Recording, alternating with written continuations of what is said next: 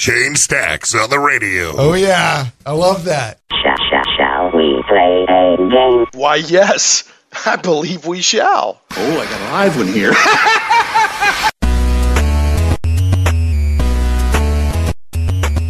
Getting geeky in Little Rock.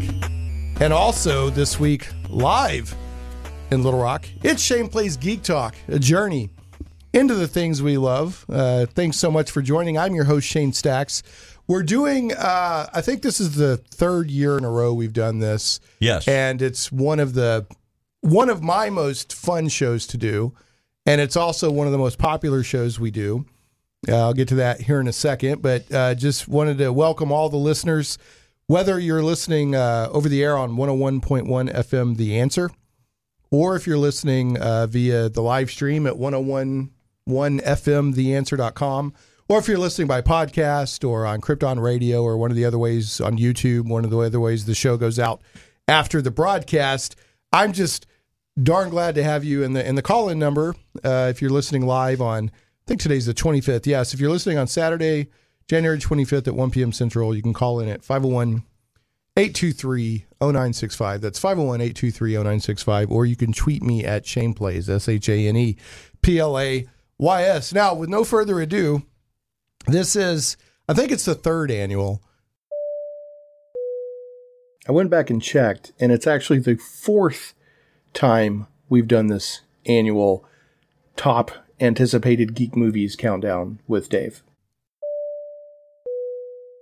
We're going to count down with my mentor in radio and friend. What's happening? Well, it's Dave Elswick, the man himself. I am here. Yes, this is, I have the pleasure of broadcasting from his studio, and Dave is responsible, for better or for worse, for me being in radio. So he's a really cool guy.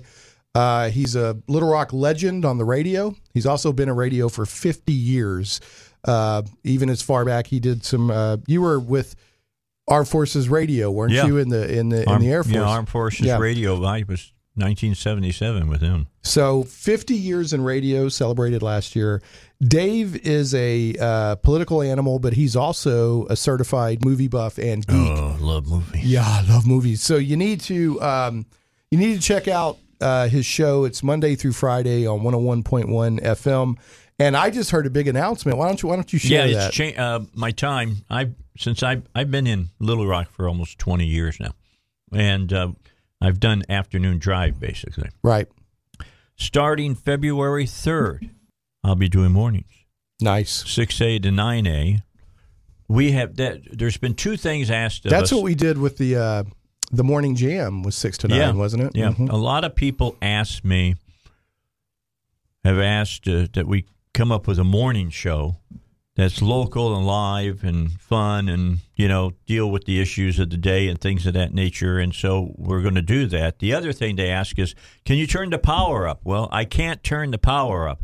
The FCC says no to that, or they're going to charge me hundreds of thousands of dollars. Not me, Salem. But I talked with the bosses. They said, would you like to do mornings? I said, sure, I'll do it. As a host, I'd like to stay in afternoons, but as a former program director, I know that as the morning goes, so does the rest of the station. So let's go do mornings. This is probably one of the few, if only, conservative talk radio shows out there. Real conservative. That also has a geek show. Yeah, that's true. Well, we also, on your show, which people would probably call a conservative talk show, you do geeky stuff a lot. Oh, a lot. We have a lot of fun. So, I talk. Yeah. Yesterday, Robert Steinbach and Chris Corbett were on, and we ended up last 30 minutes talking movies. Yeah, you never know. So, okay, and a lot of times you'll do Geek Friday. But okay, anyway, so welcome back, Dave Elswick. And what we're going to do is we're counting down our most anticipated geek movies of 2020.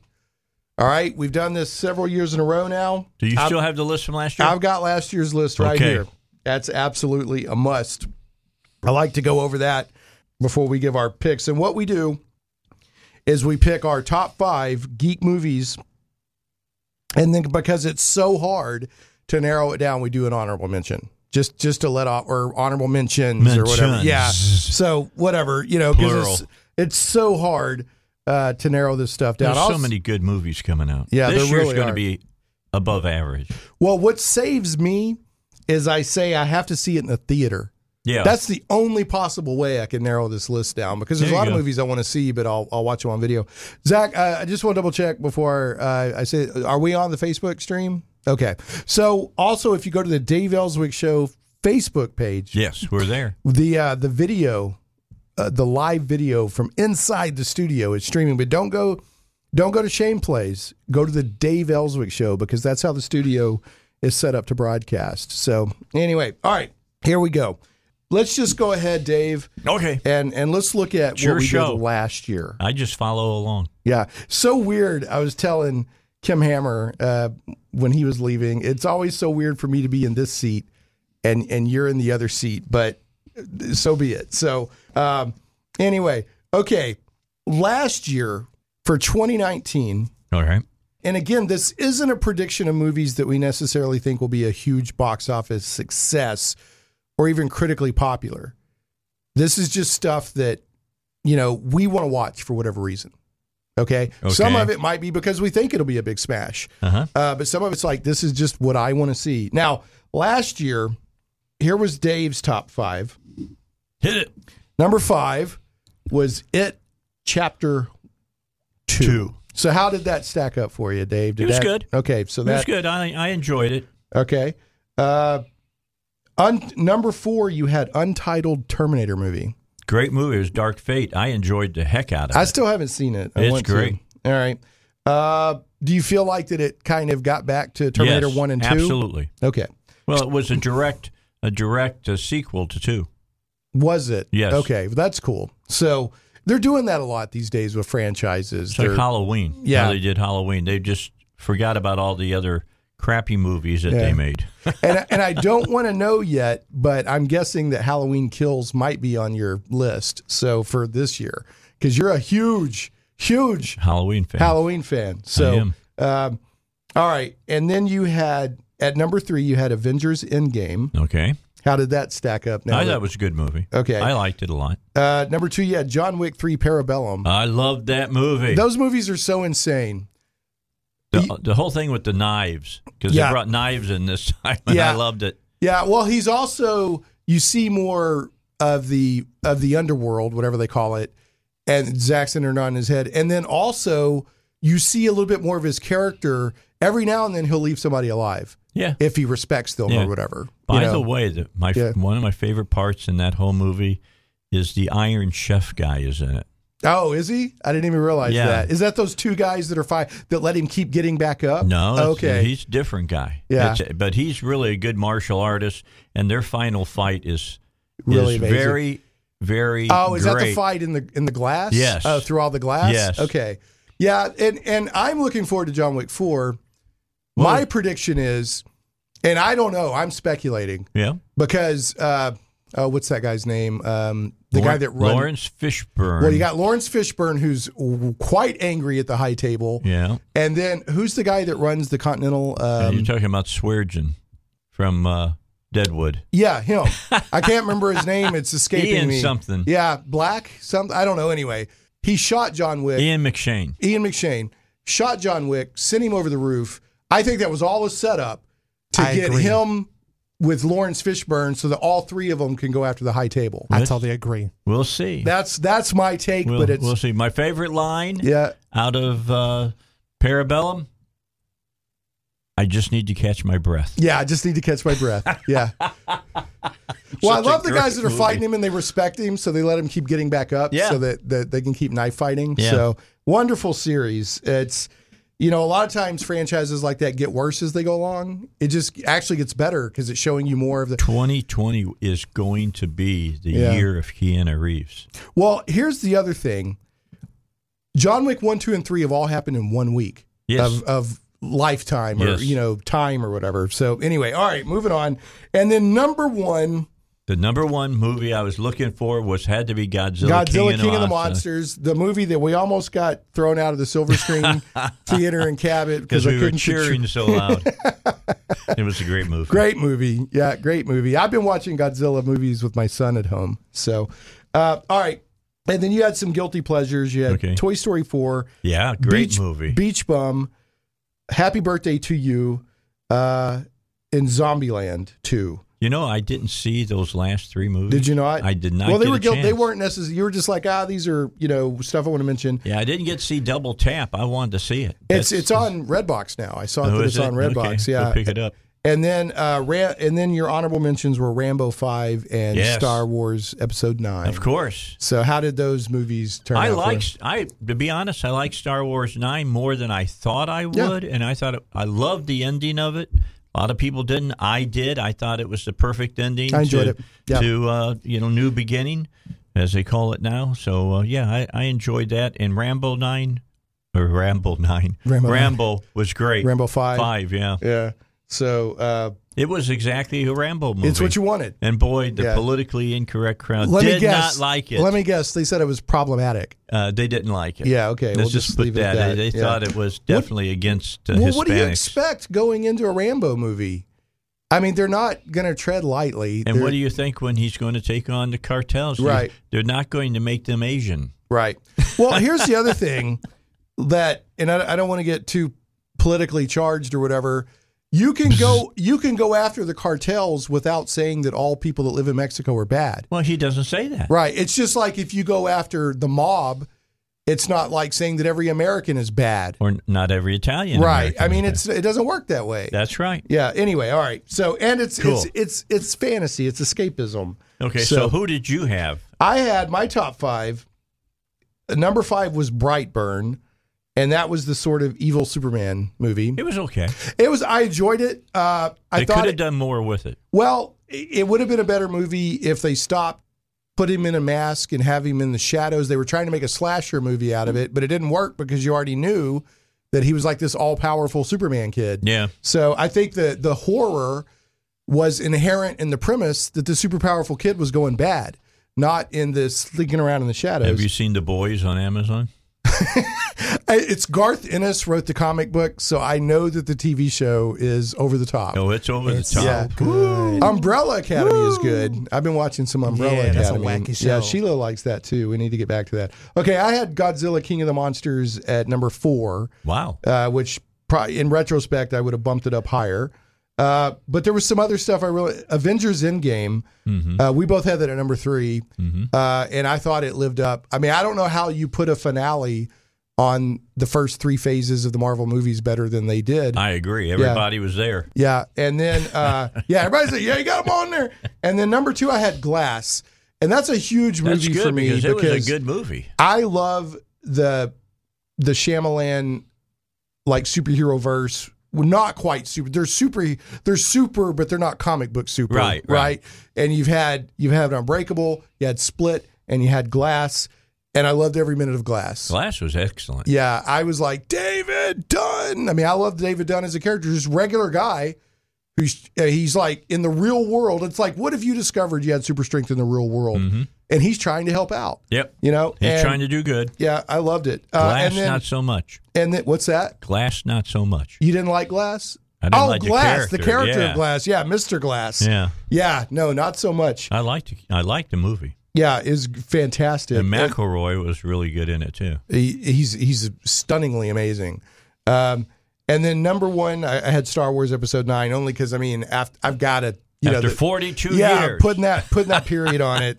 Honorable mentions: I had Ford versus Ferrari. That was a great movie. Going to be up for Academy Award. And then Cats, and I'm sad that Cats is evidently a big pile of whatever. Yeah, but I'm still going to watch it on video. And is that the only thing Taylor Swift has ever done that just tanked? I don't know. I'm just wondering. I have no idea. I mean, there were a lot of big names associated with it. So huge. Yeah, I mean, just think, they counter programmed it, for want of a better word, against Star Wars.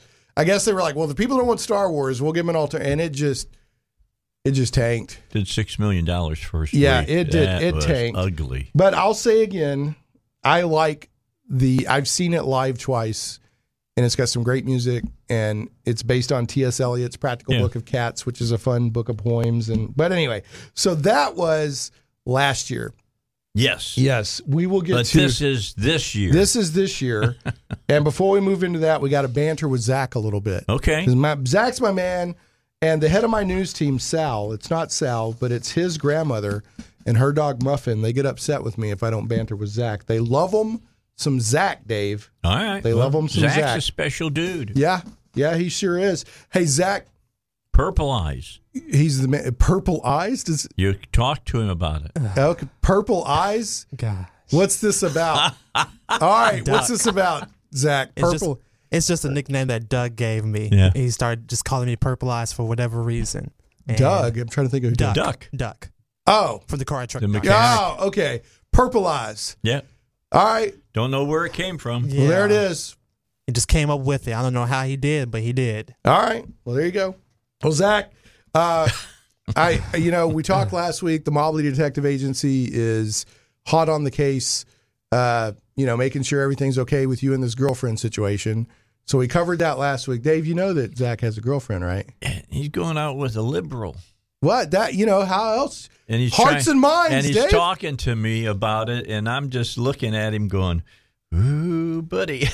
Hey, love Love is star-crossed blind. lovers. Talk about there's a movie coming out this year called West Side Story. There we He go. talked about that. Yeah, there we go. So the Mobley Detective Agency's hot on that. I don't think I probably asked you this before, Zach, and I've completely forgotten. Are you a Star Trek guy or not?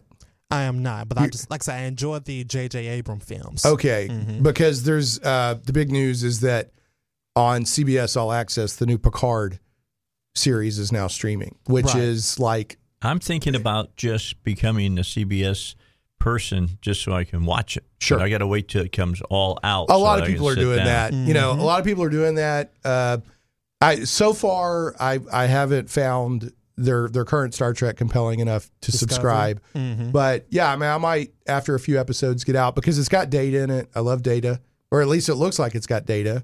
Could be the character of B4. It's got 7 of 9. It's got Picard. And it's also got, they just announced that Whoopi Goldberg is returning as Guinan for season 2. Now, Guinan was a great character on The Next Generation. She was this sort of telepathic bartender, counselor type person, and she was a great character. So that'll be interesting. It's not like they're on the Enterprise. It's Picard almost doing like a renegade type situation. I don't know. It's almost like a civilian ship or so. I don't know exactly what's going on. So, and then this will probably mean more to Dave than you, Zach, but Terry Jones of Monty Python just passed away. I saw that. Yeah, and Terry Jones was, he directed, was it The Life of Brian? I can't remember. I think he directed Life of Brian. I'm not sure. He directed Life of Brian. He was one of the main Monty Python people.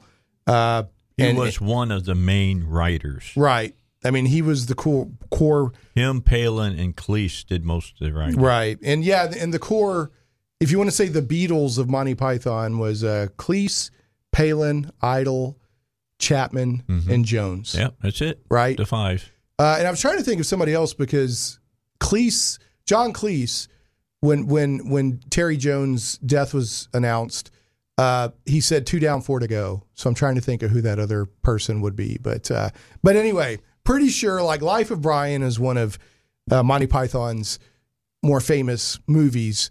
And it's an absurd farce about, it's funny. I don't agree with the theology, but it's funny that these people follow Brian around, almost like he's Jesus, and it gets all this confused theology and stuff.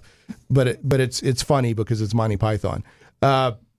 And he directed that and did many, many other things. So there we go. Terry Jones is gone. So, Zach, have you seen anything or movies, TV, anything that you're hyped about right now? Well, see, I just saw The Gentleman last night. Now, The Gentleman is the one that has Matthew McConaughey. Yes, in it? Matthew McConaughey. You have also Hugh Grant. Hugh Grant, who was the best. Oh my gosh, he was fantastic. It was really good. The movie was great. Okay. It was. Well, I'm getting confused because there's two movies. There's The Gentleman, and then there's another movie that's kind of a prequel to. Okay. What's the super slick? Like they had the huge fight in the church. They're like spies or something, but they look like gentlemen. And what am I thinking of? Oh, you're talking about the one that's got. They've done two. Right, they've done two. There's a third one coming. Right. I know what you're talking about. Yeah, I can't think of it off the top of my head, but it's a super stylistic, super violent. It's a takeoff on James Bond. Yeah, it's like James Bond meets the Avengers, but was it Colin Firth or something? Is the head of the group. Remember, he had amnesia in the last one. You know what I'm talking about. Yeah, they've got this crazy fight in a church in the first one. It's Sam Jackson's in the first one, and they blow the church up. Right. Yeah. So The Gentleman is not the prequel, right? Because there's a movie coming out. Okay. All right. Totally anyway, different. This is a new Guy Ritchie movie looking back on England where, the super rich are the people who are using people that aren't so rich to enrich themselves even more. All right. All righty. Is that a pretty good way of explaining it, Zach? I would say so. Okay. Mm-hmm. All righty. Okay. So The Gentleman was good. So the movies I was trying to remember, and I'm sure there's people out there listening practically chewing their lips off like, how can you not remember the name, are the Kingsman movies, of course. There was Kingsman, The Secret Service in 2014. That's the one that had the crazy church scene. Kingsman, The Golden Circle, which came out in 2017. And then Kingsman, what just says The King's Man. Not Kingsman, The King's Man, just The King's Man comes out in 2020. So I guess The King's Man and The Gentleman got confused in my head. But in general, as we all know, anybody who listens to this show, confusion is nothing new for Shane Plays.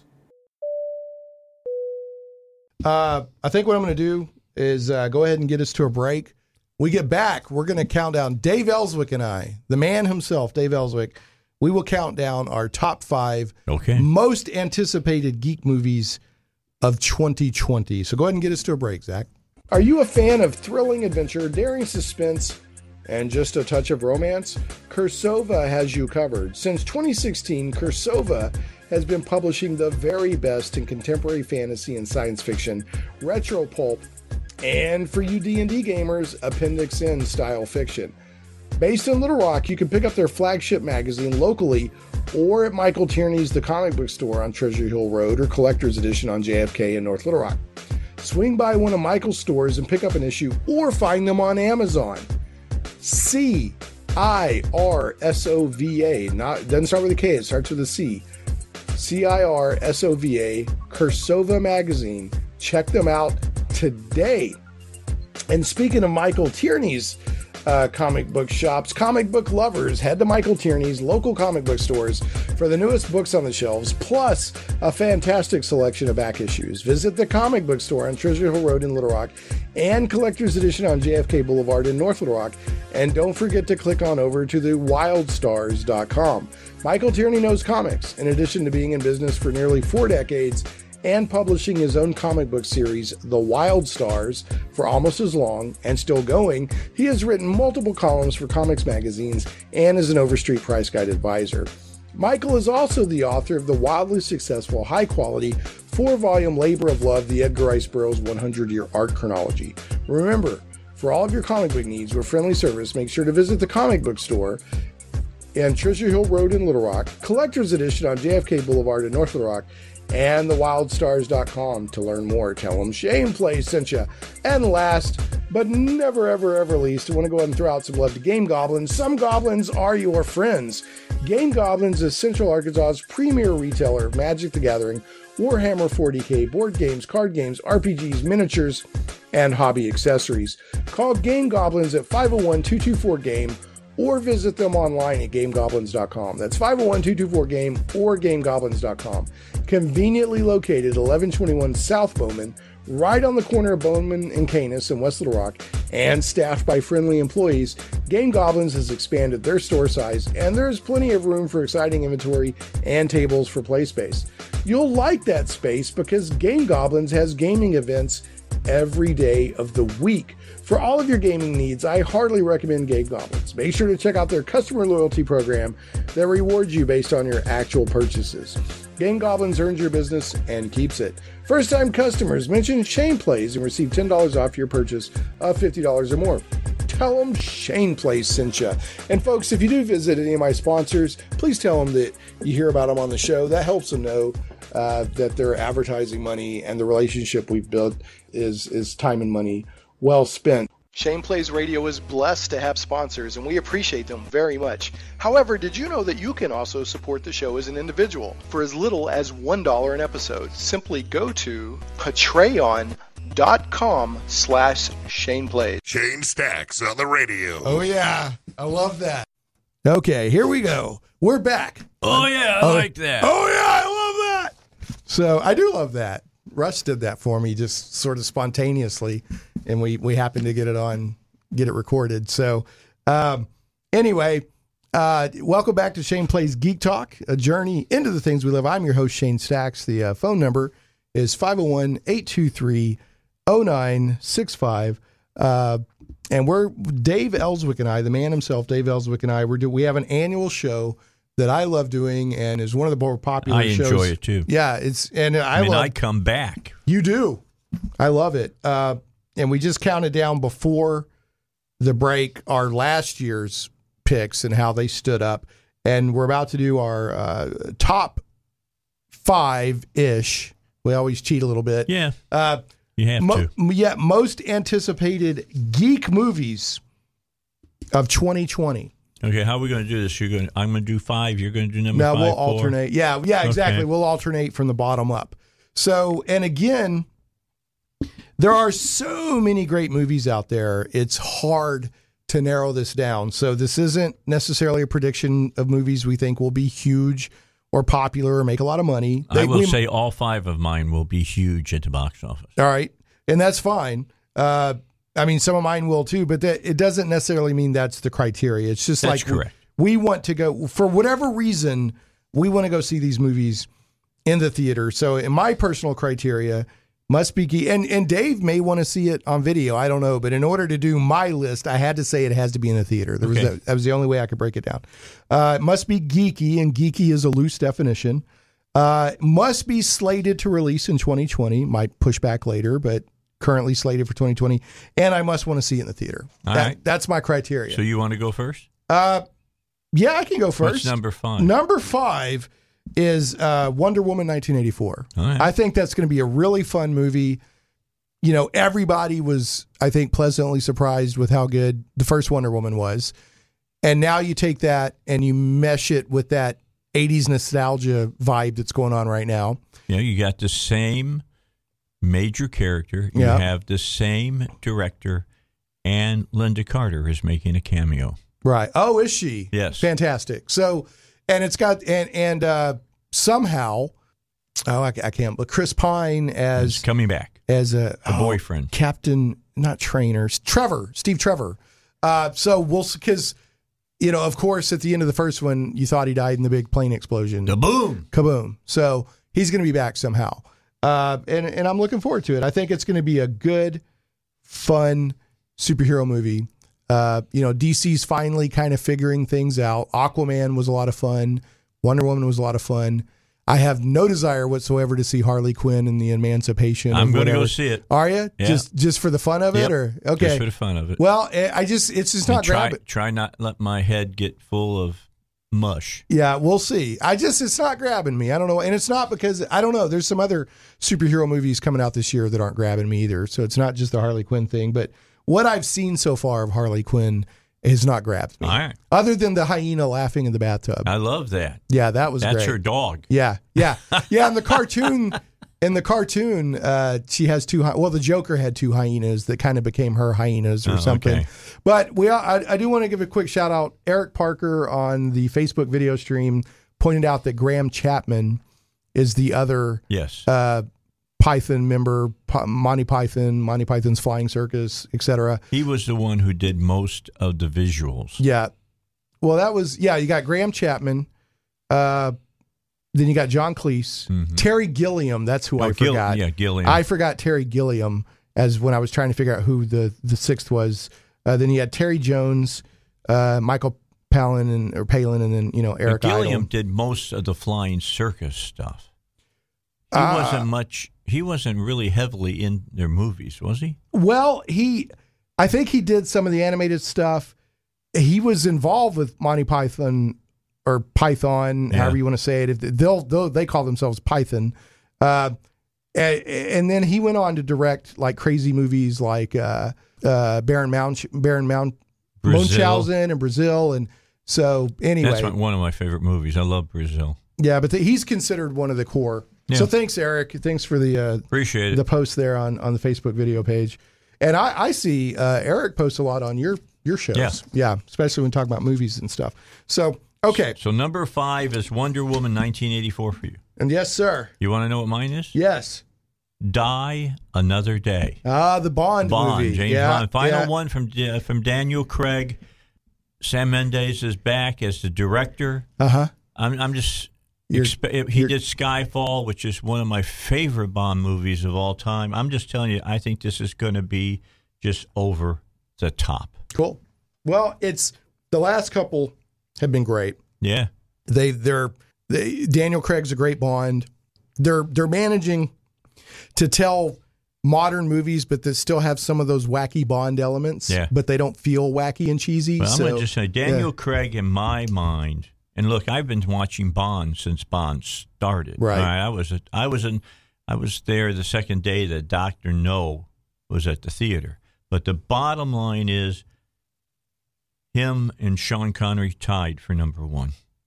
Best Bonds ever. I think as far as Bond was intended by the author, Ian Fleming, I think Craig wins.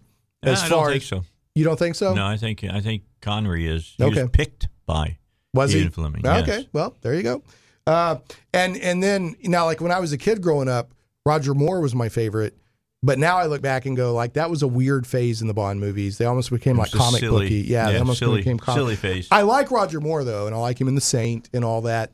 The biggest disappointment for me for Bond, because when I'd watch Remington Steele, I was like, this guy should be Bond. Brosnan. Pierce Brosnan didn't really work real well as Bond. I believe Timothy Hutton. Yeah. Oh, not Hutton. Dalton didn't get a fair shake. I don't think so either. He was good. He only got like 1 or 2 movies, he right? Did 2. 2? Yeah. Anyway. All right. So your number 5 is Die Another Day. Yes. Where what I'm hearing is it's possible that he's retired.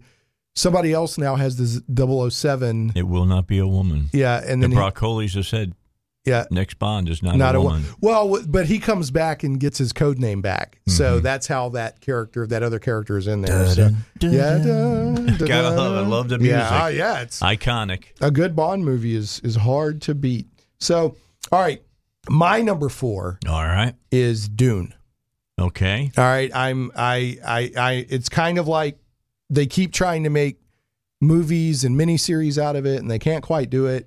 Because it's a really hard story to adapt, to be quite honest, especially in two hours. Complex book. It's very complex, but this has a lot of big names attached to it. Yeah, looks like a lot of. I'm going to give it a shot. I want to see. This is a movie I want to see on the big screen. You got to see it on the big screen. Right? If you've seen the trailer, that trailer is going to be awesome just on the big screen. Right. So I want to see it on the big screen. So definitely Dune. And by the way, on mine I put the dates. Wonder Woman 1984 is set for June 5th, and Dune is set for December 18th. I'm not sure when Die Another Day. I thought I had it written down on here on my own. It's coming out in May. Is it May? Believe. Okay. I wanted to tell you that Wonder Woman was in my top 5, but I told you I made some changes early this morning, and it fell out of my top 5 to make room for another movie. It's easy to do that. Yeah. I write a list of, I come up with a big list, and then I sleep on that, and then I narrow it down to 5 or whatever, and then I have to think about that further. So, yeah. All right. So what is your number 4 there, Big This Dave? is where I took Wonder Woman out. Oh, wow. And I placed Top Gun Maverick. Top Gun Maverick. I'm really excited about this movie. Everything I've seen about it and read about it sounds like it's going to be great. I just hope that they capture the feel of... And there's going to be another volleyball game. Is there really? Yes. So it's not going to be like Tom Cruise and Val Kilmer with Ben Gay on and all that, right? No? Okay. The one of the most famous beefcake scenes in all of moviedom. I'm excited because I when I was doing my research for this show, Val Kilmer is coming back as the Iceman. And he has slimmed down and he looks great. But I feel like from the original Top Gun, I've always felt this, even though the way they wrote the script, Iceman was an antagonist against Maverick. Always. But Iceman was actually a great guy because he was like trying to do the right thing to keep people from getting killed. And then when Iceman was up there in that dogfight with like 3 or 4 other planes while Maverick was seizing up whether he was going to launch or not, Iceman was up there kicking butt. Yeah. So I've always loved Iceman. Yeah, I like Val Kilmer. I think he's a great actor. But he was like, you're dangerous. And he was right. He was. Maverick is dangerous. Yeah. But you got to have antagonists. You have to have conflict. Tom Cruise is the most dangerous. Yeah. Because he'll do things that no other pilot will Well, they try. even show in the trailer for Maverick that he's taking those guys out for training. Yeah. And he flies up in between them on purpose to put them in a spin. Yeah. Freak them out. Yeah. It looks great. Yeah. He's like, I'm surprised by the invitation to come back. He's like, those are called orders. So, all right. It'll be fun. Number 3 is what? Number 3, Bill and Ted Face the Music. Yeah, that's going to be fun. I'm a huge Bill and Ted fan. But we've got 2 major characters that are missing. George Carlin. Yeah. I'm trying to think of who the other guy is. who played Death. Well, but I think they're having somebody like him come. Well, they're having somebody play somebody like him is not like having him. So the character, but the actor. Same thing with Carlin. Hard to replace Carlin. If it were me, I wouldn't even try to replace Carlin. No. I think you could still somewhat do the Death character, but I would not even try to. Rufus is Carlin's character, the guy that kind of helped them in both of their previous movies. I don't have that in my top 5, but I got my fingers crossed that it's good. Bill and Ted is a very important movie to me. It came out when I was in high school. The book, the textbook in the first Bill and Ted movie that they use is the same textbook I had in history. Our history teacher showed us the movie. I mean, it's just, and I Bill and Ted's Bogus Journey. At first, I didn't like it because it was so different from the first one. But over time, I've come to appreciate what it was trying to do. I just love the characters of Bill and Ted. And at first, it was like their daughters are in it. And I was afraid that it was like they were going to be in like 5 minutes of the movie and it was all going to be about their daughters. But evidently, it's not. So, smart. Yeah. So, and it's the same screenwriters and I believe the same director. But definitely the same screenwriters. So I have high hopes for this movie. So that's your number 3. That's my number 3. My number 3 was your number 4. Dune. Which is my all-time favorite science fiction book series. I did not know that. I've read multiple times all 6 books. I think I've read like the first 3. Because at one point his son took over, right? Yeah. Didn't his son take over? Yeah, at the end. Yeah. So how does Frank Herbert? I mean, we're way out of the spoiler zone. How does it all end up turning out after those 6 books? It's just a whole political intrigue thing. So is there a Duncan, Idaho all the way up through the 6th book? Because they keep cloning him. And after a while, he's like an appliance. He's like, this is my Duncan, Idaho. And the other guy's like, well, that's your Duncan, Idaho. Yeah, Dune is one of my favorite books. I've been so disappointed every time they've tried to bring it to the big screen. And I understand the problem with Dune is that there's so much self-conversation in the book. What I mean by that, it's happening in people's minds. Yeah. That's hard to do on the big screen. Well, I'll tell you, it's such powerful writing. And Frank Herbert wrote it after like going to the Middle East and studying the cultures and the ecology of the desert and all that. But I actually, at times in my life, when I'm dealing with situations, I've actually calmed myself down by saying fear is the mind killer. I mean, it's powerful writing. You know, it really is.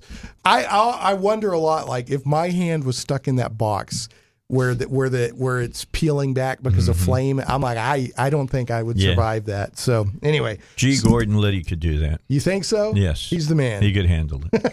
Okay, so your number 3 is Dune. Yes. All right, my number 2, I suspect might be your number 1, and that's Godzilla versus King Kong. All right, that's my Very number cool. 2, Godzilla versus King Kong. Now, wait a second. You got the title wrong. It's just Godzilla versus Kong. Yeah, I wrote down King. Yeah, Godzilla versus Kong. Because right now, Godzilla is the king of the monsters, but Yeah. he Well- hadn't had his nose bloodied yet by Kong. By Kong. So here's the thing. If you watch the end of King of the Monsters, they have a montage of newspapers and news reports and this and that show very clearly that after all the monsters come and bow to Godzilla at the end of the movie, that a lot of the mammal-based titans are headed to Skull Island. That's right. And Kong was not in Godzilla King of the Monsters. And they show a picture of Kong and Godzilla getting it on. Yeah, it's going to be good. Yeah. It's going to be good. So, and if I remember right, I was trying to think about this last night. I haven't seen Skull Island in a while. Great movie. But if I remember right, I mean, first of all, Kong in the new Monsterverse is a lot bigger than the original Kong. 4 times bigger. He's huge. But didn't they also say in Skull Island that he was still a juvenile? Yes. Okay. Still growing. So who knows how big he's going to be? He's going to be as tall Yeah. as Godzilla. As Was that 400 feet, isn't it? Right? It's about right. Something like that. Yeah. Yeah. There's stuff out there that charts how his size keeps changing. It was funny. We've been watching some of the newer Godzilla movies, and then I've got a little Mecha Godzilla toy, and Justice was like, I want to see a Mecha Godzilla movie. So I put on the 1974 Godzilla versus Mecha Godzilla. And when Godzilla shows up, he went, Godzilla looks dumb because it's changed so much over the years, Yes. right? When I was his age, that's what Godzilla looked like. Yeah. But yeah, I can see if you look at the modern Godzilla designs and compare it to the 70s or the 60s, I can see why you might think that. You know the big spoiler that's out there. I don't want to know. Okay. Okay. Well, you just brought it up. I'll tell you, well, hold on. I'm going to close my ears and you can tell Zach the spoiler. Hold on. Spoiler alert. Spoiler warning. Dave Elswick's about to give a spoiler for the Godzilla vs. Kong movie. If you don't want to hear it, skip ahead about 10 to 15 seconds after this footnote ends, which is ending pretty much right now. Mecha Godzilla is in this new movie. Did you hear me? I said Mecha Godzilla is in the new movie. Are you not listening, Zach? I've still got my ears plugged. Oh, he wanted me to tell you. I just told you. The listeners heard. So Yeah. listeners, hopefully you knew a spoiler That's what was I'm coming. hearing. Now, that's what I've heard. Yeah. Good sources on it. I'm just telling you. Well, in the original Japanese, I've got it on DVD because that's the kind of dork I am. Godzilla versus King Kong, because what they did to help Godzilla or King Kong be able to fight Godzilla was if he got hit by lightning or if he got hit with electricity, then it would make him stronger or heal him. I don't know if they'll have to do anything like that in the new movie, but Godzilla's got atomic breath, but King Kong could pick up stuff and throw it, he could pick up a bridge and use it like a baseball bat. So we'll see what happens. All right, what is your number 2, Dave Elswick? A movie probably you've not looked into a lot yet. Christopher Nolan's Tenet. Let's pause and talk about this movie a little bit because I spent a lot of time considering this movie. And I can't wait. The discussion, the assumptions, nobody really knows what's going to be in this movie. But it's like a secret agent or something that may or may not be able to rewind time a little bit. Well, they can definitely rewind rewind time. Well, they're trying to stop World War III through time travel. Is that what the deal is? That's what the premise is. Okay. And think about this, because the title of the movie gives you some insight into the movie. It's Tenet. T-E-N-E-T. Right. Spell it backwards. Tenet. Yeah, T-E-N-E-T. Yeah, it's a palindrome. Forward right, or backward. Yeah. That's going to give us something away about this movie. Well, the title logo also has a T-E, and then it has a play symbol, almost like a YouTube play symbol or video play symbol, and then the E-T after that is backwards. Yes. So, again, They're giving a lot of clues in the logo. And it's Christopher Nolan. It's Christopher Nolan. And like Steven Spielberg, I never bet against Christopher Nolan. Right. A lot of people heard about Inception the first time, said, "Oh, that'd never work." One of the greatest movies ever made. Great movie. I like Inception. That one will mess with your head. There's a lot of cool concepts in it.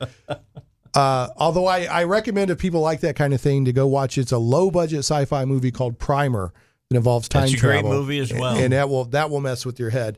But yeah, Tenet, and another thing, Christopher Nolan he's not just a movie guy; he's a cinema guy. Mm-hmm. He shoots this stuff in 70 millimeter. He's doing it this time, filming in IMAX. Yeah, and of course, we both love Dunkirk. Memento. Memento is one of my all-time favorite movies. I watched a movie a long time ago after Memento. One of his first movies was called Following. I've seen that. And it was about this guy who would just randomly pick people and follow them. Yes. Not for nefarious reasons. No. That was just kind of his hobby. And, of course, he gets into some craziness. Yeah. Kind of a Hitchcockian type of thriller. Yeah, definitely. Yeah. Anyway, I think that's a great pick. All right, my number one, Dave. Okay. There's no way that this wasn't going to be on my list. I'm a little surprised it's my number one, but Ghostbusters Afterlife. Okay. I'm a huge, I can't stress enough, huge Ghostbusters nerd. This Ghostbusters was in my top 10. Was it? It was number 10, in fact. My trepidation with Ghostbusters is it looks like they're trying to take what works for Stranger Things and mix it with Ghostbusters. I'm a little, I've said before, I think we had a geek panel one time on your show recently, and Mark Pellegrini was there, and we were talking about how, like, the city of New York is practically a character in the Ghostbusters movies, and they're in best I can tell in the trailers. We're going to Kansas, basically. Yeah, we're going to Kansas, so we'll see. But I love Ghostbusters. It's Ivan Reitman's son. Yep. It looks like that he's trying to get back to the original, whatever. And best I can tell, it's Egon's grandkids find some stuff. Yep. So anyway, I'm going to give it a chance. Ghostbusters Afterlife. Okay. Yep. So you were right about me. My number one movie, Godzilla versus Kong. Yes, sir. And we've already talked about it. Yes. We'll talk about it. 2 years in a row, Godzilla is number one in my book. Well, if we go see it together, we will. I'll try not to hoop and holler if Mothra shows up to fight Rodan. Well, you will hoop and holler if what I have heard is true with the character that shows up. Okay, let me tell you this: we have to get our. Who do you think is going to win? Or will they let somebody outright win? I believe Kong wins. Oh, dang. That hurts me, Dave. I'm sorry. I like Kong, but man, Godzilla. I think Kong will win. Now, so do you don't think that they're going to do one of those, they both kind of won a little bit maneuvers? No. I think there's going to be a definite winner for a specific reason.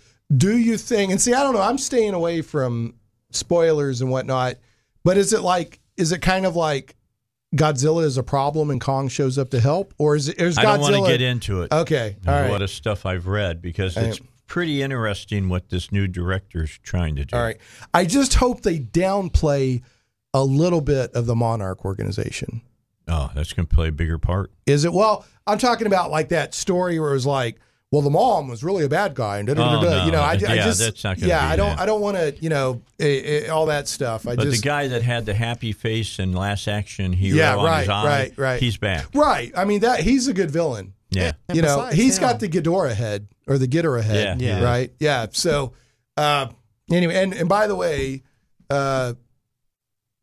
my son has established that Ghidorah is his favorite kaiju.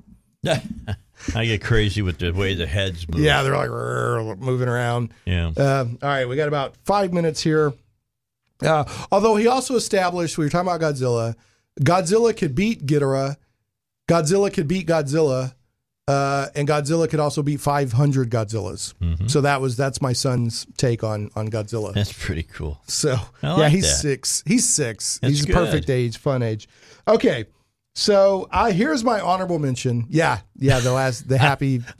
That's kind of scary that I've got that picture on my phone. It is scary. Dave's showing me a picture of the eyeball with a happy face in it from Last Action Hero. I'm not saying The Last Action Hero is a great piece of art. It was fun. But it's a fun movie. Yeah, it catches more crud than it deserves. Yes, I agree with that. Too. I mean, well, good grief, they painted the logo on the space shuttle for advertising. I mean, anyway. Okay, so my honorable mention. How many honorable mentions do you have? I have 4. I just have one, but you can have. I've got 4, and then I've got one that my dark horse. Your dark horse. All right. My honorable mention is Black Widow, and the reason I went with Black Widow is only because it's the first Marvel Phase 4 movie. So I want to see how is Phase 4 kicking off. You're not looking forward to the Flash? I didn't even see that on the Ezra Miller is the Flash. No list that I saw had it coming out this year. Yeah, that's what I saw. That probably would have made my. That's what I have seen. It's possible that would have made the. Let me look again. Okay. Well, we've got how much time we got left, Zach? 4. You got 5 minutes. 5 minutes. All right. It says initial release 2020, but that's all. Okay, I didn't see it. I went to several websites that were listing. Okay, now the one I'm looking at now says 2022. Okay. Ezra Miller. What's interesting, and this is a bit of a spoiler, I haven't even seen it myself yet, but the CW every year does a big crossover with all their superhero properties, and the Ezra Miller Flash showed up. Because they're from all these different Earths. Yeah. So I don't know in what context or anything. Okay. All right, Dave, let's get your honorable mentions. Honorable mentions, I've got 4. Okay. Conjuring 3, The Devil Made Me Do It. Going to be huge. Yeah. Wonder Woman 1984. Uh-huh. Halloween Killer. And Quiet Place Part 2. So all 4 of those movies, you had Conjuring 3, Wonder Woman, Quiet Place. What was the other one? Halloween Killer. Halloween Kills. Okay. The reason those didn't make my list is because all 4 of those I will probably watch on video. You can. Yeah. Well, I agree with that. 3, Wonder Woman I'll see in a theater. But Conjuring 3, I traditionally, there's Candyman coming out. Oh, yeah, I can't wait to see that. Yeah, there's Candyman, there's Halloween Kills, there's Malignant. Tony Todd's back. Yeah, Quiet Place. There's all this stuff. But those are movies that I'll catch on video. And they're doing a Fantasy Island movie that's evidently that's coming out in just a few weeks. Yeah, it's kind of a horror movie. But Tattoo's not there. How can you can you do it? I don't know. Well, you know who's doing Mr. Rourke is the guy that plays Ant-Man's buddy in the Marvel movies. I can't remember his name off the top of my head. Pina? Yeah, that's Mr. Rourke. So we'll see. Okay, so what's your dark horse? Steven Spielberg is coming back with a big hit, West Side Story. West Side Story, the musical, which we're both are sure is not going to be a Cats. This will not be Cats. I can guarantee you that. And right. I mean, Rita Moreno is back. That's going to be cool. Yeah, it's going to be a lot of fun. And the guy that played Baby Driver, Ansel. Yeah, I'm not sure what his name is. I forget how you pronounce his last name. Something Gott. He's playing the male lead. So West Side Story has been a very famous musical. The movie adaptation was it the 50s or the 60s? 60s. Was very popular. Huge. And it's basically a modern retelling of Romeo and Juliet. Romeo and Juliet. You've got 2 rival gangs, and you have a man and a woman Whites and Latinos. And Latinos. So it's going to resonate, I'm telling you. It's forbidden love. Forbidden love. So anyway, well, those are some good picks. Folks, I'd love, go to Shane Plays, the Twitter, ShanePlays. Are we out of time already? Yeah, we're pretty much out of time. Yep. And let me hear your top picks for 2020. I forgot to throw out some show notes, so let me do that real quick. You could always go to shaneplays.com, ShanePlays.com for cool content and archived shows. Show does go out as a podcast on the blog, iTunes, Google Play Music, Stitcher, Podbean, SoundCloud, YouTube, and more. And last but never, ever, ever least, Shane Plays is carried on Krypton Radio. Krypton Radio is sci-fi for your Wi-Fi. Dave, thanks so much for coming in, man. It's always a pleasure to talk this. I mean, seriously. Are you guys ready for the bad joke of the week? Yes. All right, here we go. Why was baby Superman the only kid at the playground? I have no idea. Zach, okay. The sign said supervision required. That's good. All right. That's good. All right, everybody. Thanks so much for tuning in, and we will catch you next time on Shane Plays. Thanks again, Dave.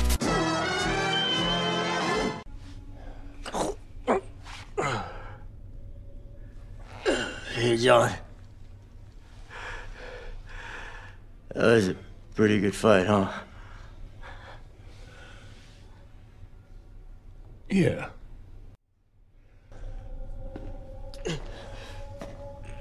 Yeah. Don't worry about me, John.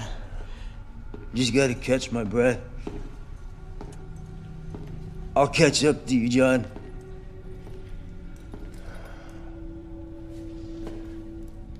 No, you won't. Shane Plays Radio is blessed to have sponsors, and we appreciate them very much. However, did you know that you can also support the show as an individual for as little as $1 an episode? Simply go to patreon.com/ShanePlays.